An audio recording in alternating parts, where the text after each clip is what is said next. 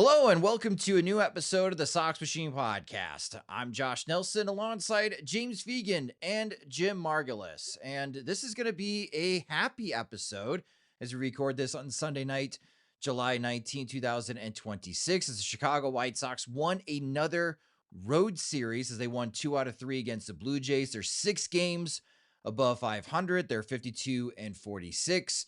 And in this series, the pitching really powered this series win for the Chicago White Sox, especially the start that we saw on Sunday from Sean Burke. And we've been talking about Sean Burke for a bit here as he went 6 2/3 innings, didn't allow a run, only allowed 2 hits, walked 1, he struck out 5. But what's more remarkable about Sean Burke has been this heater ever since that appearance against the Yankees, in which he totally dominated, even though the White Sox used an opener. In his last 6 appearances, it's 38 2/3 innings now for Sean Burke. He's only allowed 28 hits, just 6 earned runs, walking only 6 and striking out 47. That earned run average in his last 6 appearances for Sean Burke is 1.40. Just outstanding stuff from Sean Burke. And I think that's where I want to start the conversation, James. Again, tremendous heater for Sean Burke. And he put it on display again on Sunday. What's been working for Burke?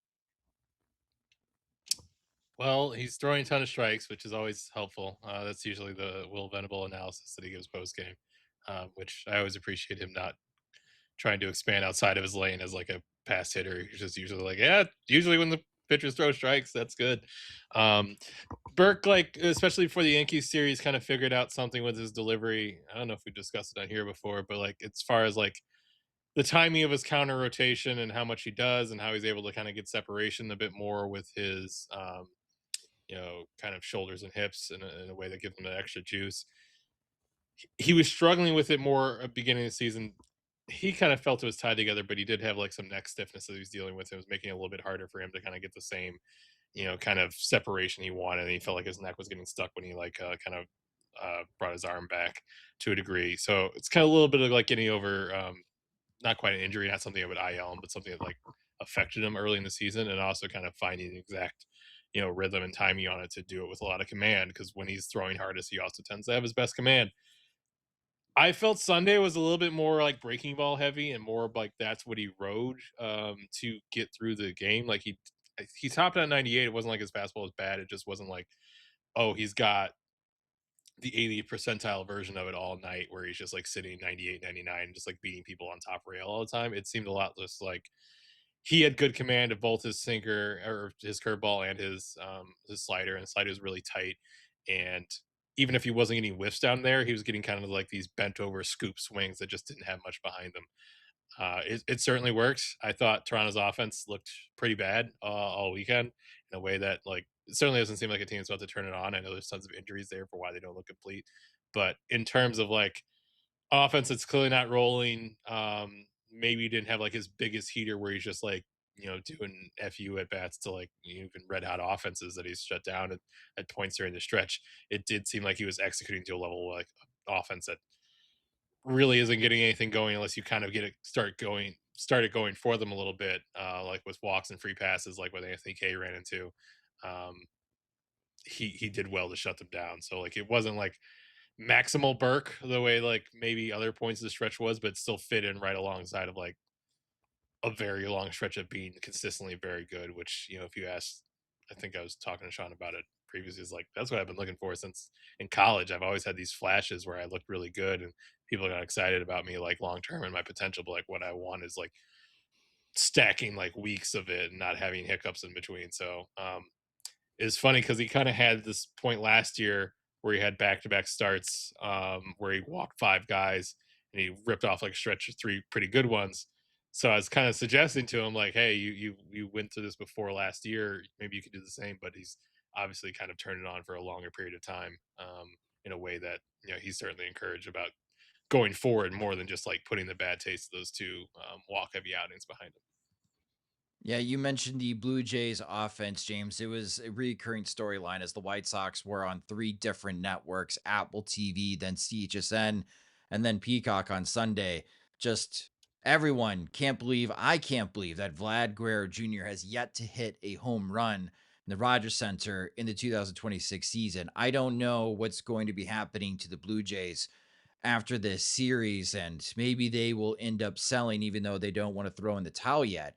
And unfortunately, Jim, the one loss for the White Sox is a tough loss because Davis Martin was good. I mean, he only allowed one run, which was on a CNI single from George Springer. He went 5 and 2/3 innings, allowed 4 hits. He only walked two, and he struck out five.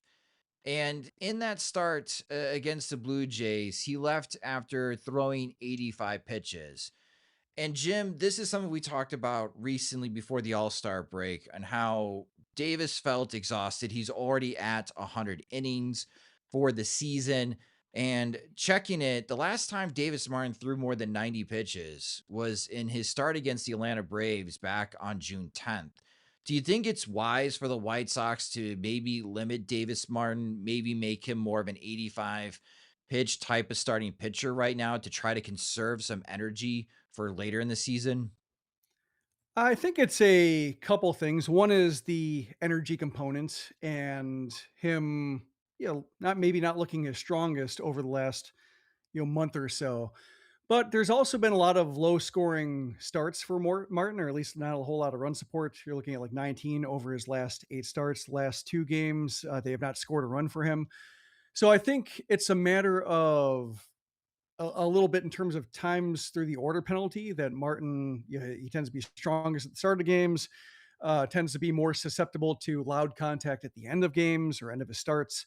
Not uncommon for pitchers. That's why there's a whole phenomenon or labeled uh, theory behind it. But given that he has this kind of susceptibility to extra base hits, second or third time through as he gets towards the end, and him pitching in a lot of games that are still close, or trying to keep the White Sox within striking distance, or trying to make sure that the opponent doesn't get back in it because it's only like a 1 or 2 run game. I think that makes Will Venable more proactive too to go to the bullpen, especially when his bullpen's well rested. And coming out of the break and having a wide array of relievers to choose from, I think he's probably opting for caution. So I don't think it's necessarily an automatic that no matter how well he's pitching, no matter the margin, if he gets to 85 pitches, Venable's going to look to pull the plug. But I think just the way it's been going, with the lack of run support and just the sense probably that Venable could see maybe envision Martin giving up an extra base hit when he really doesn't want one, really can't afford one, and be kicking himself that he pulled the plug one batter too late. I think when everything's lined up to where he has relievers to choose from that he trusts, then it's probably pretty easy for him to go to Martin or go away from Martin sooner rather than later, especially if there are knock-on effects of him looking fresher maybe down the line by saving him high stretch pitches when he doesn't have to throw them. Well, Jim mentioned relievers, podcasts, watchers, and listeners. And one of those relievers that's also on a heater and maybe has caught everyone's attention recently is Jordan Hicks. He pitched another scoreless inning in this series against the Blue Jays. Hicks, in his last 7 appearances, it's 8 scoreless innings, but it's not just 8 scoreless innings. It's only allowing 2 hits, walking one, striking out 14 for a reliever to only allow 3 base runners over his last 7 appearances. Yes, that is doing the job. And you could read more as far as what's been helping with Jordan Hicks on soxmachine.com, as James wrote an excellent feature on Sunday about the adjustments that Jordan Hicks has been making. And James, with Hicks pitching this well, and looks like that he has some of his premium stuff back that we've seen when he was coming into the league, especially with the St. Louis Cardinals. This bullpen looks a lot stronger when Jordan Hicks has his premium stuff, right?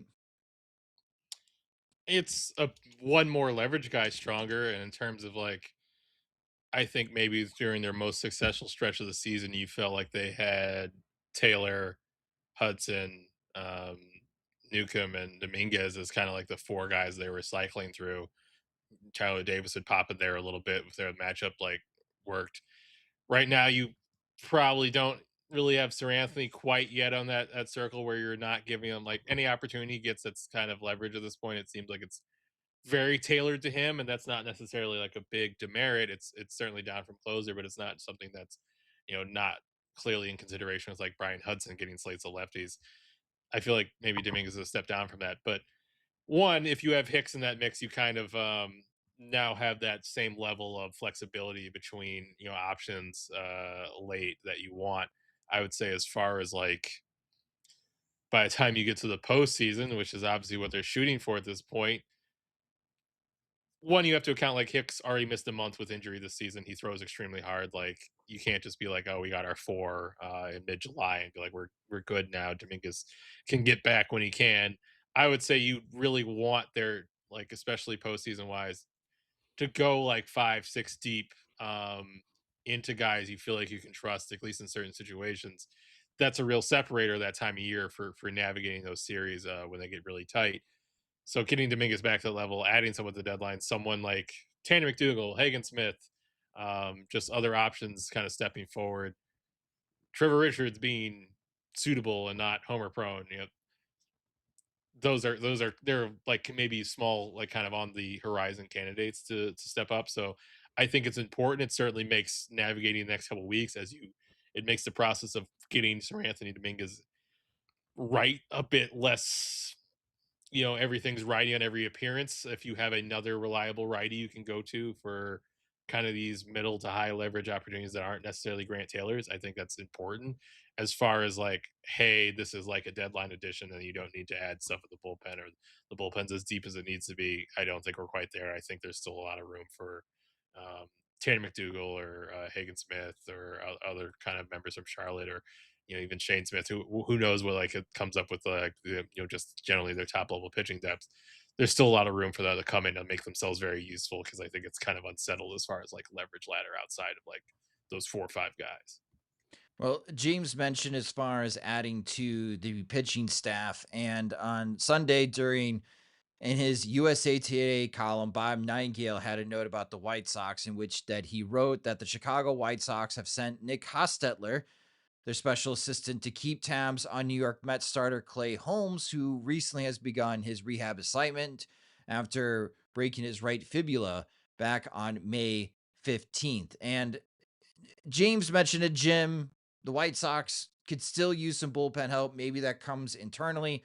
But despite the strong pitching performance, and this is the conversation that every team, whether you're on the verge of contending or you're on the edge of selling, needs to answer. The White Sox still need pitching help, right? They still need to make a move before the trade deadline. Absolutely. Just Hagen Smith made a start, so he's theoretically pitching again. Shane Smith has been back from his rehab stint, but they're all kind of varying degrees of shaky. And you look at just how Eric Fetty's been carefully managed to make sure that he doesn't have to go more than 2 times through the order. Noah Schultz will be hitting career highs in innings, and he's still looking to find his most consistent form.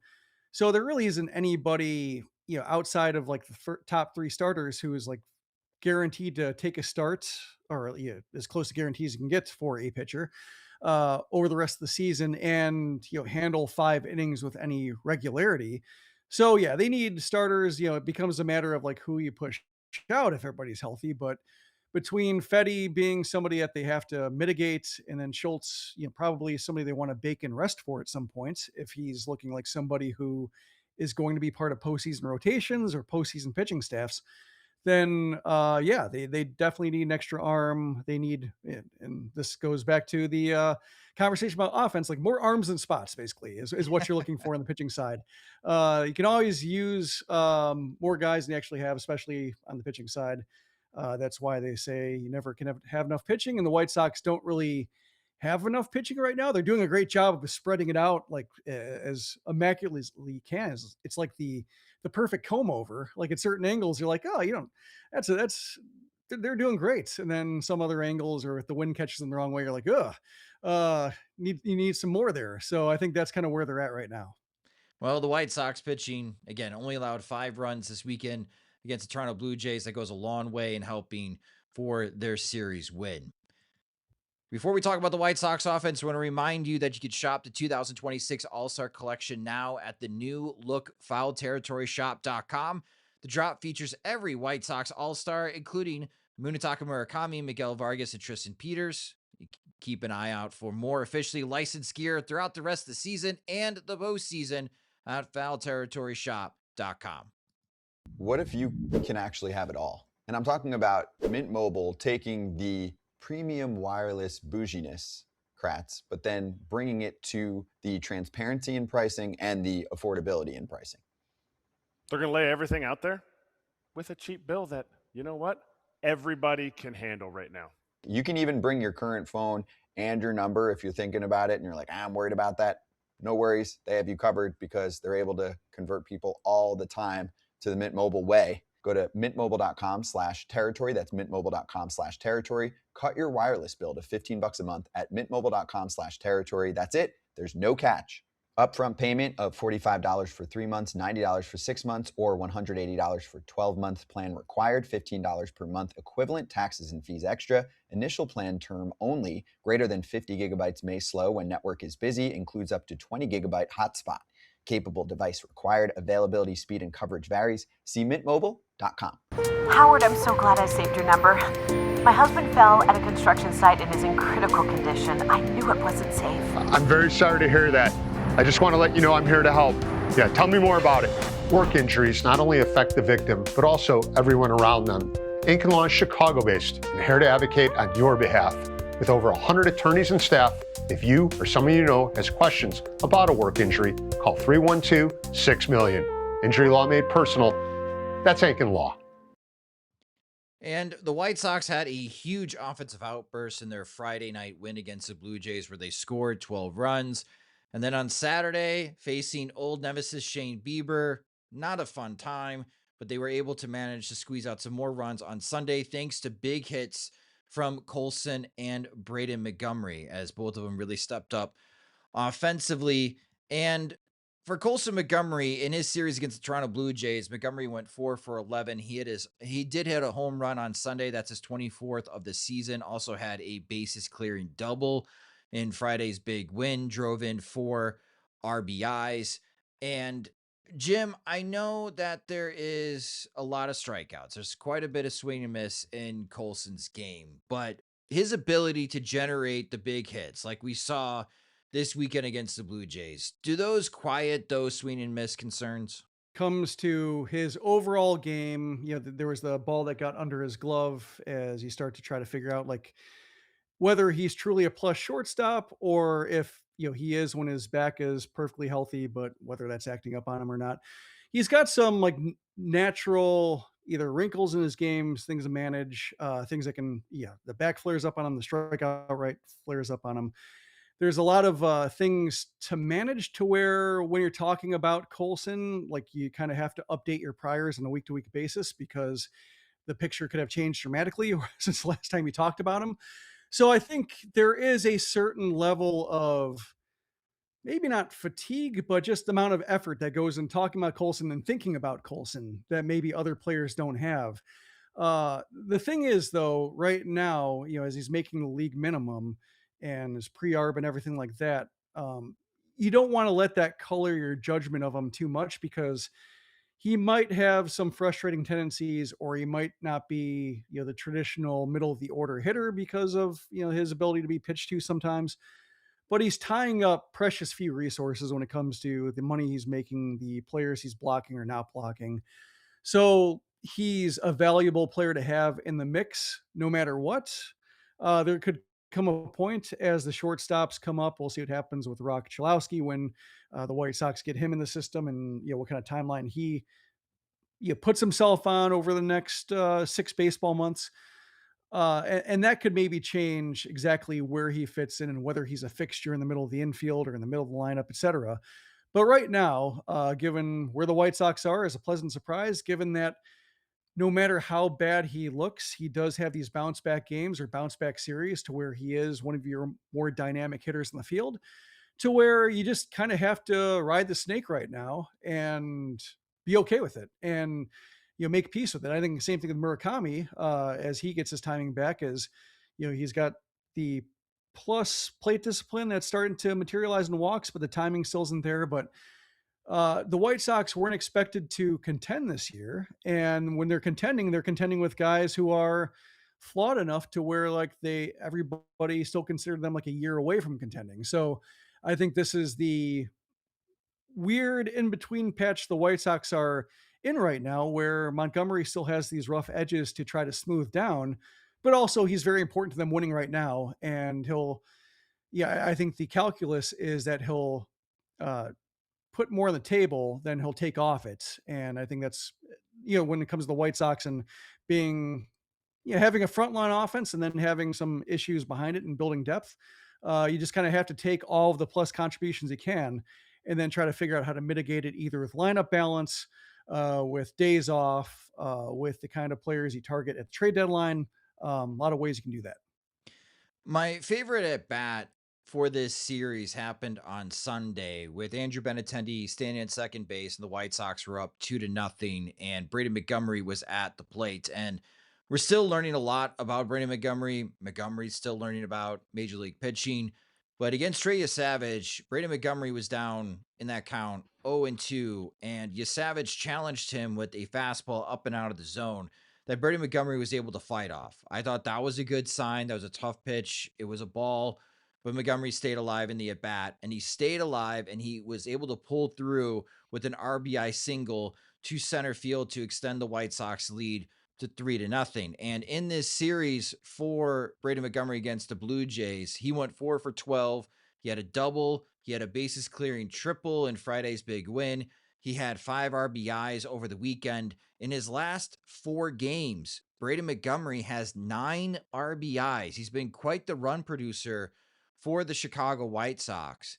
And James, it's just a 32 game sample for Braden Montgomery. And in his last 4 games, as I mentioned, it is 9 RBI. So he's coming through in the clutch for the White Sox. I mean, in his Major League Baseball debut, he had a walk-off home run against the Atlanta Braves.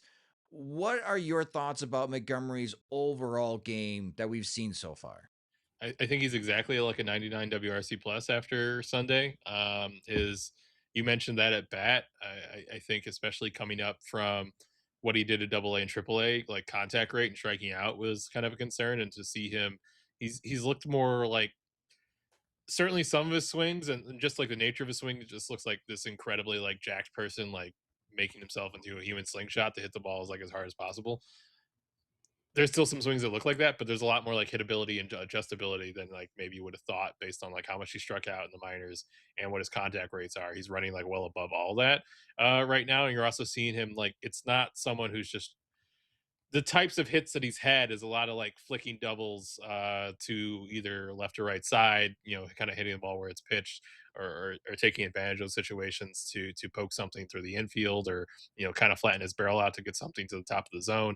It's not just someone who's like, I'm just trying to do grooved a swing whenever possible. The math is going to work out in my favor, which like the shape of his production and just kind of like the nature of like his looking at like how much he's geared like so much of his swing for just like maximum physical output all the time kind of takes you by surprise, but I think he's been doing that really well throughout his early stretch. There's certainly been swing and miss. There's certainly been like he's hit 3 home runs, but only probably the one off of Cade Smith. It felt like, oh, this is him like absolutely squaring up a fastball and like annihilating it. The rest have been like kind of wall scrapers in ways that like weren't like necessarily like, oh, he got fully into one. So I feel like we almost haven't gotten to see his power in some huge way where it's just like a stretch where he's just hitting the ball like super hard all the time, even though like his exit velocities just are kind of high because like that's what his swing is. I feel like we're seeing him kind of punch the ball over the yard in a way that you wouldn't necessarily ascribe to seeing to his game, let alone how he keeps himself afloat while kind of really still getting the hang of it. So I think talking about his total game, like one, he's kind of hit some like doubles even without like necessarily like hitting the ball to the wall all the time, just because like he's a pretty good base runner.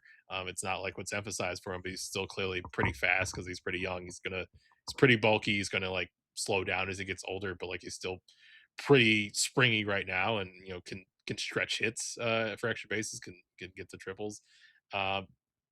Defensively, like it's not like he's Tristan Peters, or like that's what's going to be like this huge value driver necessarily, because as a corner outfield defender, but he is like fleet of foot. He does have good reads. He's clearly like a natural outfielder. The arm, he's had a couple that got away. He's been charged with errors, and we haven't necessarily seen like a ton. Like you almost have seen fewer outfield assists or big plays with his arm than like Riku had, because I think Brandon Montgomery looks the part of the guy you don't run on right off the bat. So I think he's all the tools have kind of been there in a way that are encouraging. You're seeing a bit more hitability, and it's still kind of a sense of like this is clearly his first 30 games. He hasn't really gotten going yet. So the fact that he's been able to look like he's a quality contributor to the lineup without, well, still being clearly in a very early stage of his like major league development, I think it's all encouraging, even if it's not like, oh, he's the rookie of the year now. McGonagall sucks, and all will be brought to heel. I think it's still been largely encouraging. Well, in the ninth inning, too, with runners on first and second and nobody out, Braden Montgomery made a nice sliding catch. That Clement did tag up from second to third, but Taylor was able to get the game-ending double play. So, yeah, Montgomery, both Montgomerys on Sunday really flashed their potential for the White Sox, and again helped clinch that road series win for the White Sox. They're 6-4 in their last 10 road games, so maybe, just maybe, the White Sox are figuring out how to win on the road. We're going to take a look around the American League Central, because now we can do this. We're approaching game 100, so this stuff now matters for the Chicago White Sox. We're in the midst of a divisional race. I was really holding you back before. Well, lots of losses, James. Earlier this season. Taking a look at the American League Central standings, and the White Sox are still in first place at 52-46. The Guardians are a game back. The Twins are 49-51. They're 4 games back. The Tigers are 46-53, and the Royals are starting to sink. They are 40-60. And when you take a look around what happened this weekend in the Central, Pittsburgh and Jacob Gonzalez, thank you, buddy, did the White Sox a real solid, winning 2 out of 3 in Cleveland. Maybe Pittsburgh feels like they should have swept the Guardians, as their bullpen collapsed on Saturday, costing them a win. The Minnesota Twins lost their series against the Chicago Cubs, and the Tigers won their series against the Angels. But just to do a little bit of a heat check, again, when looking at the AL Central standings, to me, it's still, I'm always now paying attention to what Cleveland is doing, Jim, because it's not that big of a lead. But I still don't have a good sense of what Detroit's going to do. And they've been playing a lot better baseball as of late. And that is a veteran team. And they've done this before. They have pulled off miracle runs post-August to find themselves in the postseason.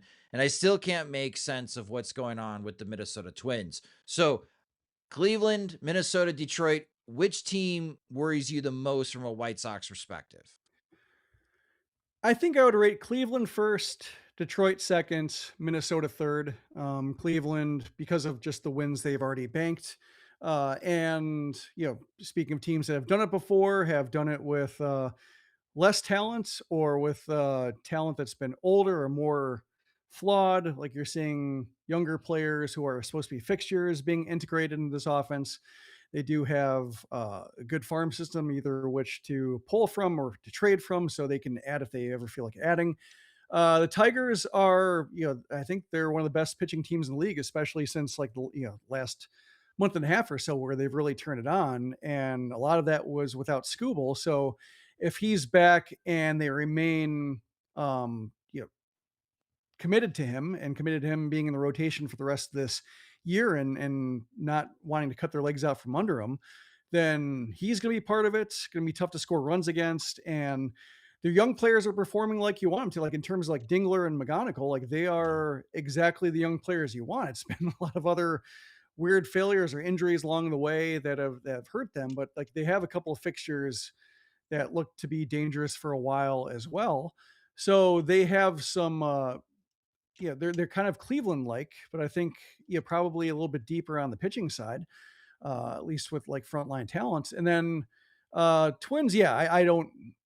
It seems like they can win slugfest. They can hit with runners in scoring position. They have a few ways of getting you.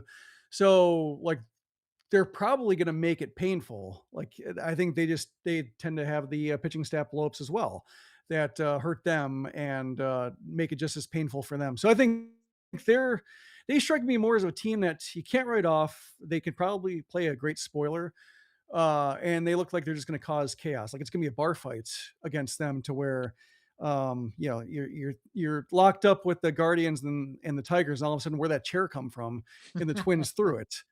That's kind of the role they strike me as playing. But given the American League and just like watching the Red Sox win 13 in a row when they look like they're going to be sellers. Yeah. I mean, it's not just Central, it's everywhere. And, with the White Sox playing Toronto, like I thought winning 2 out of 3 against Toronto and just keeping them at bay, keeping one, you're reducing the amount of teams that are below 500, but could theoretically make a run based on the talent they have on hand and what they've done before.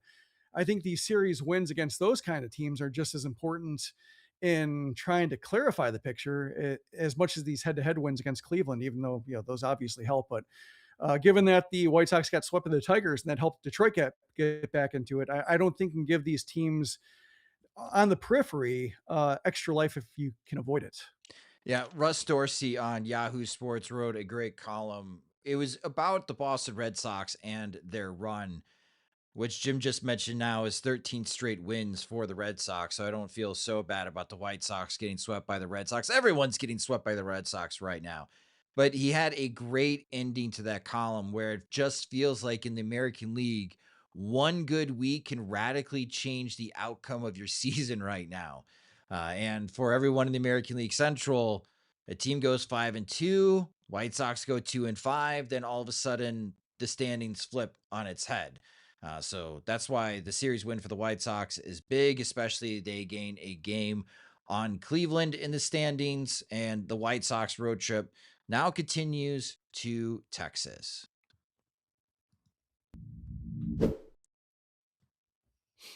If you're watching us, you already know we're wearing Mack Weldon right now as we talk about a great brand that makes things so comfortable and easy to wear. But if you're listening to the show, let me tell you a little bit more about Mack Weldon with my friend Eric Kratz. Yeah, it's comfortable, it's light, it's summertime right now. For me, though, they cater to what I need, tall clothes. Normally when I buy tall clothes, it's like something that's cumbersome and boxy. It still fits incredibly well, super light, perfect for the summertime. They got me all covered. Comfortable performance material can be yours.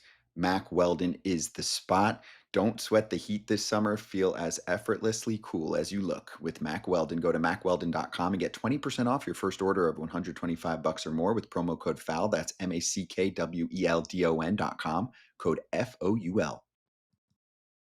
Now the Chicago White Sox head to Arlington, Texas, as the Texas Rangers this season are still in first place in the American League West. They are 50-49. They lost their last game. In their last 10 games, they are 5-5. In Arlington this season, they are 24-22. Your pitching probables for this series on Monday will be Jacob deGrom for the Texas Rangers, and it's Eric Fedde. We'll see if he actually gets to start, or we'll learn what opener the White Sox will use in front of Eric Fedde, but it's expected that Fedde will get the bulk of innings. On Tuesday night, it is Kumar Rocker for the Texas Rangers against Noah Schultz for the White Sox, so that's a fun matchup between two young pitchers. And then on Wednesday, it's Cal Quantrill for the Rangers against Anthony Kay, who'll be making his second start in the post All-Star break. And I have to say, gents, we deserve a little pat on the back because in our last episode, when we talked about the keys to the series for the White Sox, we all nailed it. The White Sox lefties had to come through. We talked about Colson and Braden doing that. The White Sox starting pitchers had to set the tone. Davis Martin, Sean Burke definitely did that. So for the Texas Rangers series, James Fegan, what is the key for the White Sox if they're going to win another road series? I mean, after the my sage insight that they needed to score runs to beat the Blue Jays, I'm suggesting something similar. This is like kind of certainly the best performing members of the rotation at large. Obviously, Davis Martin has had his scuffles, but him and Sean Burke are like, the two prettiest stat lines for the season, and certainly Burke is pitching very well right now. This is a series without them. I think both K's been pretty steady. It might be unfair to lump him into this group, but like, how sustainable does Fetty like continue to be? Like, if it requires kind of opening usage like into the second half, but like he's obviously been pitching effectively with it, but they tend to be kind of these starts where Venable's not trying to get through the order with him more than twice. I think he's perfectly happy to be like, these are four decent ones. Let's move on. So with that and Noah Schultz, being kind of the not wild. What's the right term? Like certainly a focal point, like week to week. Like, can this guy establish himself? Can he kind of build some momentum? Where one, he's not just like someone like does he need to be replaced on the rotation, like on an immediate level. Versus two, of is he going to kind of assert himself as like one of their best starters down the stretch in a way where like he realizes some of the upside that he seems to have long term in a way that immediately kind of forces them into the forefront of this rotation. Those are kind of things you're watching every time out with him in a way. So I just kind of think like those two starts are really like there's a lot wrapped up. There will be a lot of how we feel about this team going forward will be dictated by how those first two go. I don't know if it'd be better to lean in my story by saying like Jordan Hicks like throwing like 2 out of 3 games and like doing lockdown leverage work will be the key to the series, but it's already out. I can't pump it anymore, so I'm just gonna go the easy route of just focus on kind of the two maybe like uncertain, unsettled spots of the rotation, and what they can dictate about what needs to happen in the next couple weeks to that end. Jim, how about you? What's going to be the key to the series for the White Sox? Feels kind of similar to the Toronto series in that they're facing, well, Bieber turned out to be overwhelming for them or shut them down, but they are facing Jacob deGrom, who's having a pretty good Jacob deGrom season in terms of his ability to rack up strikeouts. A little more homer prone, I think, now, but still, he's able to limit the damage because of the amount of bats he misses. But while he gets strikeouts, Quantrill doesn't. Rocker really hasn't. So you're looking at kind of a similar plan of trying to outlast one starter if you can't get to him. But ideally, they'd like to rack up some runs on DeGrom. But I think they're looking at they have a couple starters who don't miss bats, and the White Sox, as we saw when their lefties get rolling and when they start to just ambush and have those like 6 plate appearances that all of a sudden lead to 3, 4, 5 runs. Before the pitcher can get settled, like they have a couple of guys that can theoretically do that too. I think Quantrill's been pitching pretty well for his peripherals this year.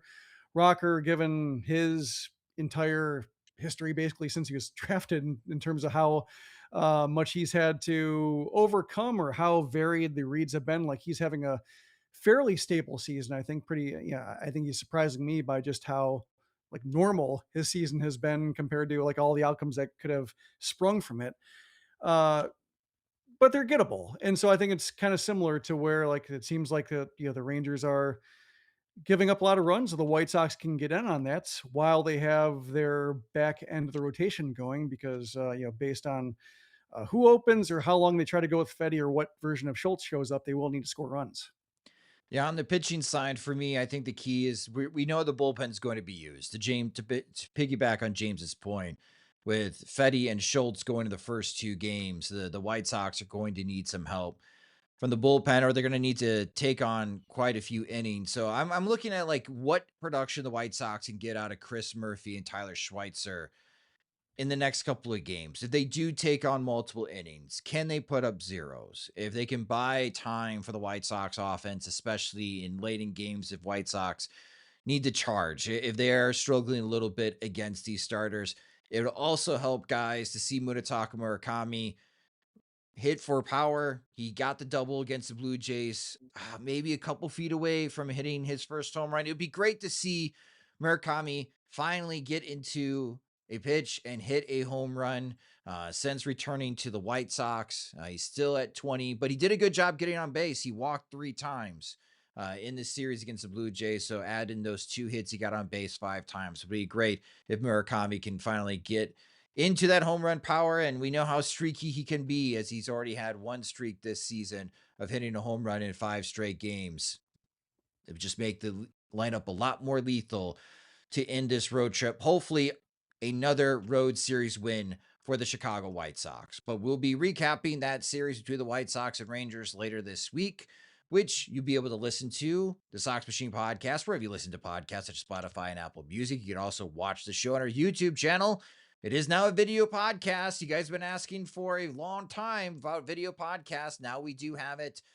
You can subscribe to our YouTube channel at youtube.com/Sox Machine. Follow us on social media. We're on all the social media platforms at Sox Machine. You can follow James at JR Fegan. You can follow me at SoxMachine_Josh. And if you enjoy our work and want full access to all of our coverage of the Chicago White Sox and Major League Baseball, sign up to become a Sox Machine subscriber at SoxMachine.com/products, where we have multiple tiers of support. Still running our sale.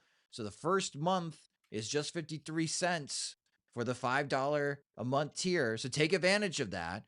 And that unlocks the comment section for you, gets the ad-free version of the website. We also have additional tiers of support all the way up to our Veterans Committee, which gets you into the group chat.